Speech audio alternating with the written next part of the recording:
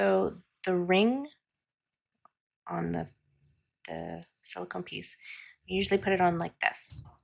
So put it, so that's kind of like this, and then I just tug and then go around, pull the top. And the silicone is strong, so you can just tug and keep going around and around, and then gently kind of pull that, and then there you go.